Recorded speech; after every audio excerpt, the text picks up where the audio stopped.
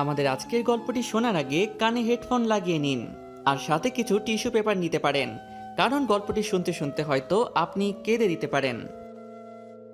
Hello. হ্যাঁ বল। কি করছিস?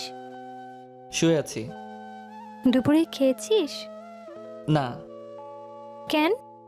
টাকা নেই কাছে, আর মেসে মেইল নাই। শয়তান, বিকেল হয়ে গেছে, এখনো খাসনি?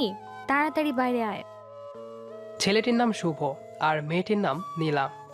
শুভ জানে না গেলে সুনামি বয়ে যাবে, তাই আসতেছি বলেই রেডি হয়ে বাইরে চলে এলো। একটু পরই দেখলো নীলা প্রাইভেট করে চলে এলো। তারপর শুভকে তুলে রেস্টুরেন্টে নিয়ে গেল। শুভ এক মনে খাচ্ছে আর নীলা মনোযোগ দিয়ে শুভর খাওয়া দেখছে। এভাবে আর কতদিন? কি কতদিন? কি কতদিন বুঝিস না? আমার টাকায় আর কতদিন এভাবে চালাবি বল? আমার একমাত্র বইয়ের বাপের টাকায় খাবো, তো এতে কিপটামির কি আছে? এই কথা বলেই শুভ আবার খাওয়ায় মন দিল আর নীলা রাগটাকে কন্ট্রোল করার চেষ্টা করছে। খাওয়া শেষ হলে বিলটা দিয়ে শুভকে নিয়ে লেকের পাড়ে চলে গেল। চুপচাপ বসে আছে দুজনেই। শুভ, এভাবে আর কতদিন চলবে বল? অন্তত কিছু একটা তো কর। যেদিন আমি থাকবো না, কিভাবে চলবি তুই? দেখ নীলা, বেশি কথা বলবি না তো। তোর মতো একটা লক্ষ্মী বউ থাকতে কি অন্য কিছু করা লাগে? আর তোর বাবার অনেক টাকা, এগুলো খেয়েই তো দুজনে শেষ করতে পারবো না। বয়ে গেছে তোর মতো ছেলের বউ হতে। হবি তো হবি, তুই আমার বউ হবি বলে দিলাম। দেখ শুভ, এসব কথা না বলে একটা চাকরির ব্যবস্থা কর। না হলে অন্তত কয়েকটা টিউশনি তো করা যেতেই পারে। এভাবে আমার ভয় করে। আমি না থাকলে তোর কি হবে বল? দেখ, এসব চাকরি বাকরি আর টিউশনি কোনোটাই আমার দ্বারা হবে না, এমনই ভালো আছি। পরে বুঝবি এর মজা। কথাটি বলেই রেগে নীলা উঠে চলে আসছে আর শুভ উঠে পিছু নিল ওর। এই চলে যাবি যা, আমার যাওয়ার ভাড়াটা তো দে। দিতে পারবো না, পারলে হেঁটে যা। ওকে, গেলাম। কথাটি বলেই শুভ হাঁটা শুরু করে আর নীলা গাড়িতে উঠে যায়। কিছুক্ষণ পর নীলার গাড়ি শুভর কাছে এনে কাজটা নামিয়ে 1,000 টাকার একটা নোট শুভকে দিয়ে বলল, লিখে রাখিস, পরে শোধ করে দিস। গাড়িটা চলে গেল আর শুভ দাঁড়িয়ে মুচকি মুচকি হাসছে। এই 4টা বছরে শুভ এই দিয়ে 1,25,417 টাকা নিয়েছে। নোটটা না ভাঙিয়ে হাঁটতে হাঁটতে শুভ ম্যাচে চলে আসে। এবার এদের পরিচয়টা দেই। নীলান্দ্রি বড়লোক বাবার একমাত্র মেয়ে, তবে বড়লোক হলেও ওর মতো মেয়ে হয় না। রাগী হলেও মনটা খুব নরম। আর শুভ গ্রামের ছেলে। পরিবার বলতে শুভ নিজেই, মা বাবা সবাই ওই দূরাকাশে থাকে।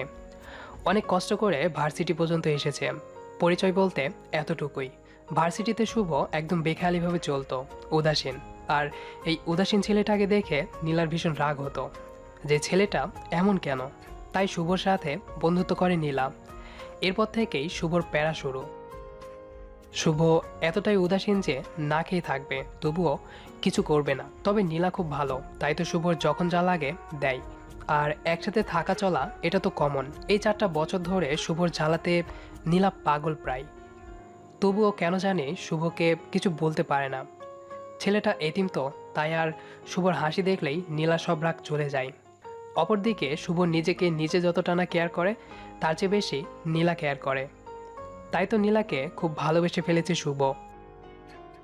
অনেক আগেই শুভ বারবারই নীলাকে বলে যে ভালোবাসি, তবে নীলা মজা ভেবে উড়িয়ে দেয়। এভাবেই এক এক করে চলে যাচ্ছে দিন। শুভও চাই চাকরি করতে, তারপর নীলাকে নিজের বউ করে নিতে। তবে আজকালকার দিনে চাকরি মানে যে কি, এটা যারা পড়াশোনা শেষ করেছে শুধু তারাই জানে।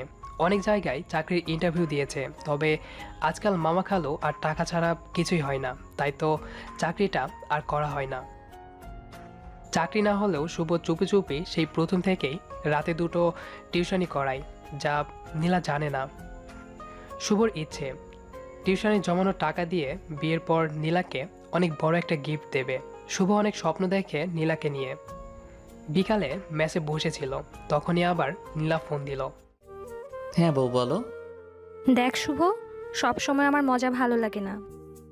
মজা না, আমি সত্যি তোকে বউ করে নেব রে। আমার বিয়ে ঠিক হয়ে গেছে। আজ আংটি পরাতে আসবে, রাতে বাসায় আসিস। আর হ্যাঁ, আসার সময় কিছুদিন আগে যে শার্টটা কিনে দিয়েছিলাম ওটা পরে আসিস। নীলার মুখে আংটি পরানোর কথা শুনেই বুকটা কেমন যেন হয়ে ওঠে শুভর। শুভ ভাবে, এটা কি করে হয়? আমি যে নীলাকে ভালোবাসি, সেই নীলাকে শুধু আমার বউ হলেই মানাই। না না, এটা হতে পারে না। রাতে শুভ নীলাদের বাসায় আসে। এসে দেখে অনেক মেহমান বসে আছে। এর আগেও শুভ এসেছে এই বাড়িতে। শুভকে দেখেই নীলা একটা মুচকি হাসি দেয়, তবে শুভর ভিতরে তোলপাড় শুরু হয়ে গেছে। শুভ অপলকভাবে তাকিয়ে আছে নীলার দিকে। আজ অনেক সুন্দর লাগছে নীলাকে। ছেলেটা নীলার হাত ধরে আংটি পরাতে যাবে, তখনই শুভ ছেলেটার কাছে গিয়ে কলারটা ধরে বলল, এই, তোর সাহস কি করে হয় আমার পরিটাকে আংটি পরাস? হ্যাঁ, আমি নীলাকে ভালোবাসি। নীলা শুধুই আমার। কয়েকজন এসে তাড়াতাড়ি শুভকে ছাড়িয়ে নিল। খুব জোরেই থাপ্পড়টা শুভর গালে বসিয়ে দেয় নীলা। অবাক হয়ে গালে হাত দিয়ে নীলার দিকে তাকায় শুভ। আমি তোকে এখানে ডেকেছিলাম কি বিয়ে ভাঙতে? আমি তোকে ভালোবাসি নীলা। আবার কষে থাপ্পড় বসিয়ে দেয় শুভর গালে। আমি তোকে শুধু বন্ধু ভাবতাম, আর তুই এই প্রতিদান দিলি? ভুলে যাস না শুভ, তুই একটা এতিম। নীলার মুখে এতিম শুনেই শুভর বুকটা ধক করে ওঠে। নীলাই প্রথম দিন শুভকে বলেছিল, খবরদার নিজেকে কখনো এতিম বলবি না। স্তব্ধ হয়ে যায় শুভ। তুই কি ভুলে গেছিস? তুই আমার টাকায় চলিস। তোর পড়ার টাকাটা আমি দেই, তোর মেস ভাড়া, তোর খাবার টাকা, এমনকি যে শার্টটা গায়ে দিয়ে আছিস সেটাও আমার দেওয়া।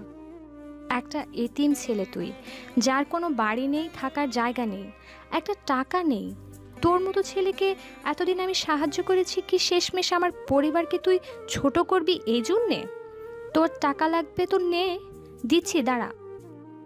বলেই নীলা ঘর থেকে একটা বান্ডিল এনে শুভর পায়ের কাছে ফেলে দিল। নে টাকাটা রাখ, তবুও এখান থেকে চলে যা, চলে যা আমার সামনে থেকে। আর কোনোদিন যেন তোর ওই নির্লজ্জ মুখটা আমার না দেখতে হয়। শুভ টাকাটা তুলে নিল, তারপর টাকাটা নীলার হাতে তুলে দিয়ে বলল, আমাকে মাফ করিস রে, আমি বুঝিনি যে এমনটা হয়ে যাবে। ছেলেটার কাছেও এগিয়ে যায় শুভ। তারপর ছেলেটির পা জড়িয়ে ধরে বলে, ভাই, আমাকে মাফ করে দিয়েন। তারপর আবার নীলার কাছে এসে বলে, আসলে আমি তো ভুলেই গেছিলাম যে আমি এতিম। আমি ভুলেই গেছিলাম যে আমি তোর টাকাতে চলি। আমার যা আছে সবই তো তোর টাকাতেই কেনা। দেখ না, তুই আমাকে কত ভালো বন্ধু ভাবতি, আর আমি তোর বিশ্বাসকে এভাবে নষ্ট করে দিলাম। আসলেই আমি বেহায় রে। আর তোর টাকাটা দেওয়া লাগবে না, এমনিতেই যে টাকা দিয়েছিস সেটাই সারা জীবন তোর কামলা খাটলেও শোধ হবে না। নীলার বাবার হাতটা ধরে শুভ বলল, চাচা, আপনাদের শুভ কাজে বাধা দেওয়ার জন্য মাফ করবেন। আর নীলা শোন, তুই যতই আমার মুখটা না দেখতে চাস, আমি তোর বিয়েতে ঠিকই আসবো। বলেই চোখটা মুছে শুভ চলে গেল। মেসে এসে বসে আছে শুভ। আজই প্রথম নিজেকে এতি মনে হচ্ছে। আসলে নীলাকে নিয়ে একটু বেশি স্বপ্ন সাজানো হয়ে গেছিল, তাই তো কষ্টটা একটু বেশি লাগছে। সারা রাত একটুও চোখের পাতা এক করতে পারেনি শুভ। পরের দিন ব্যাংকে গিয়ে টিউশনির জমানো টাকাটা তুলে নেয় শুভ। তারপর শপিং সেন্টারে গিয়ে খুব সুন্দর দেখে নীলার জন্য একটা নীল শাড়ি কিনে শাড়িটা গিফট পেপার দিয়ে প্যাকিং করে নেয়। তারপর আবার মেসে ফিরে আসে। কালকে নীলার বিয়ে। সারা বাড়িতে হই হুল্লোড় চলছে। খুব খুশি সবাই। খুশি হবে না কেন, একমাত্র মেয়ের বিয়ে। তবে মনটা খারাপ নীলার। শুভকে সেদিন ওভাবে বলার পর থেকেই মনটা খুব খারাপ। নীলা জানে যে শুভ হাজার কষ্ট পেলেও কখনো কাঁদে না। মুচকি হাসির আড়ালে কষ্ট খুব করে লুকাতে পারে। নীলা ভাবে কালকে বিয়েতে আসলেই ওকে সরি বলে নেবে। আর নীলা ছাড়া তো ওর কেউ নেই। বিয়ের পরও না হয় ওকে দেখবে। পরের দিন রাত 8টা। শুভ নীলাদের বাড়ির গেটে দাঁড়িয়ে আছে, হাতে নীলার জন্য কেনা গিফটটা। শুভকে দেখেই গেটের দারোয়ান চাচা বলল, আরে বাবা, বাইরে দাঁড়িয়ে যে, ভেতরে চলো। না চাচা, অনেক কাজ আছে। এটা ধরুন, এটা নীলার হাতে দিয়ে বলবেন আমি দিয়েছি। আর আজ খুলতে মানা করবেন, বলবেন যেন বিয়ের পর খোলে। সে কি বাবা, তুমি যাবে না ভেতরে? না চাচা, অনেক তাড়া আমার। আমি এখন তাহলে আসি। কেমন? ভালো থাকবেন। পিছু ফিরে হাঁটা শুরু করে শুভ। কি মনে করে যেন বাড়িটার দিকে তাকায়। দোতলা বাড়িটা অনেক সুন্দর করে সাজানো হয়েছে। শুভর বড্ড ইচ্ছে করছে ভেতরে গিয়ে নীলাকে বইয়ের সাজে দেখতে। তবে নীলা যে সেদিন খুব সহজেই বলে দিয়েছে তাকে আর দেখতে চায় না নীলা। তাই তো শুভর শেষ ইচ্ছুটুকুও হাসির মাঝে চাপা দিয়ে পিচ ঢালা রাস্তা দিয়ে হেঁটে চলেছে। পকেট থেকে ভাঙ্গাচোরা বাটন ফোনটা বের করে। শুভর ফোনটা ভাঙ্গা হলেও ডিসপ্লেতে নীলা ছবিটা অনেক সুন্দর মানিয়েছে। ব্যাটারিটা খুলে সিমটা বের করে, তারপর ভেঙে পাশে ঝোপে ফেলে দেয়। সঙ্গে সঙ্গে পুরো পৃথিবীর সাথে যোগাযোগ বিচ্ছিন্ন হয়ে যায় শুভর। যার পৃথিবীতে আপন বলতে কেউ নেই, তার জন্য আপাতত কেউ কষ্ট পাবে না। একজন আপন ছিল, সেও এখন অন্য কারোর হয়ে গেছে। হাসতে হাসতে আধারের মাঝে মিলিয়ে যায় শুভ। অপরদিকে নীলা বিয়ে বাড়িতে খুঁজছে, তবে পাচ্ছে না। দারোয়ান চাচা এসে গিফটটা নীলার হাতে দিয়ে বলল, মামনি, এটা শুভ বাবা দিয়েছে। শুভ দিয়েছে? কোথায় ও? বলল কি যেন কাজ আছে, তাই চলে গেল। ও আচ্ছা, দেন চাচা। মামনি, এটা শুভ আজ খুলতে মানা করেছে, বলেছে স্পেশাল গিফট, বিয়ের পর খুলতে। আচ্ছা ঠিক আছে। নীলা ভাবে শুভ অভিমান করে আছে, তাই পরে অভিমান ভাঙাবে ভেবে মন থেকে সব ঝেড়ে ফেলে। বিয়েটা খুব ধুমধাম করেই হয়ে যায়। পরের কয়েকটা দিন এখানে ওখানে যেতে যেতেই কেটে যায় নীলার। নীলা ভুলেই যায় শুভর কথা। রাতে কাপড় গোছাচ্ছে নীলা, ঠিক তখনই লাগেজ থেকে শুভ দেওয়া গিফটটা বেরিয়ে আসে। তাড়াতাড়ি নীলা খুলে দেখে খুব সুন্দর একটা নীল শাড়ি। মুচকি হাসে নীলা আর ভাবে পাগলটার চয়েস আছে। শাড়িটা তুলতেই একটা ছোট্ট প্যাকেট বেরিয়ে আসে। প্যাকেটটা খুলতেই নীলা অবাক হয়ে যায়। অনেকগুলো টাকা, সাথে একটা কাগজ। তাড়াতাড়ি কাগজটা খুলে নীলা পড়তে শুরু করলো। কি রে, কেমন আছিস বউ? রাগ করিস না, তোকে বউ বলেছি বলে। কি করব বল, অনেক যে ভালোবাসি তোকে। জানিস তো, আমি ইচ্ছা করেই তোর থেকে টাকা নিতাম। তোর থেকে আমি মোট 1,25,417 টাকা নিয়েছিলাম। এখানে টাকাটা আছে। ভাবছিস এত টাকা কোথায় পেলাম? তোকে না বলে 2টো টিউশনি করাতাম রে, সেটা থেকে জমিয়ে তোর জন্য রেখেছিলাম। ভেবেছিলাম তোর সাথে আমার বিয়ে হলে তোকে এটা দিব, কিন্তু তা তো হলো না। তাই তোর বিয়েতে এটা দিলাম। কোনো দিন তো তোকে কিছু দিতে পারিনি, বেহায়ের মতো শুধু নিয়েইছি। তাই প্রথম ও শেষ একটা গিফট দিলাম। শাড়িটা হয়তো ভালো হয়নি, তাই না রে? কি করব বল, তুই তো জানিসই আমার চয়েস খারাপ। তবুও শাড়িটা পরিস কেমন? আর তুই বলেছিলি না কোনো দিন আমার মুখ দেখতে চাস না। একদম টেনশন নিস না, আর কোনো দিন তোর সামনে যাব না। জানিস তো, তোর সাথে চলতে চলতে ভুলেই গেছিলাম যে আমি একটা এতিম। তুই ছাড়া আমার কেউ নেই। তবে সেদিন আমাকে এতিম বলে মনে করিয়ে দিলি। অনেক অনেক ধন্যবাদ তোকে।